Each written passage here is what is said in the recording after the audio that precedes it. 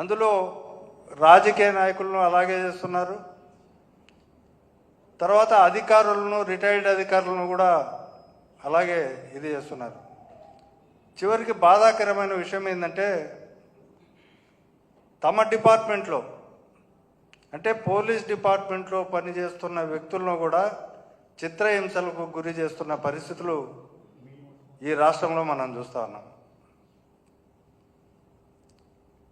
గిరి అనే కానిస్టేబుల్ని తీవ్ర చిత్రహింసలకు గురి చేసి చెవిరెడ్డి భాస్కర్ రెడ్డికి ఈ లిక్కర్ స్కామ్తో సంబంధం ఉందని 200 నుంచి 250 కోట్ల రూపాయల వరకు ఎన్నికలలో ఈ మద్యం లిక్కర్ స్కామ్కు సంబంధించిన డబ్బును సరఫరా చేయాలని అతన్ని చిత్రహింసలు చెప్పి అతనితో కన్ఫెషన్ స్టేట్మెంట్ తీసుకున్నారు.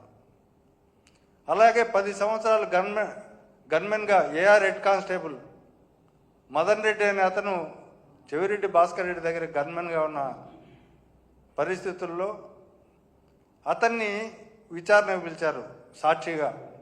అతను వెళ్ళాడు.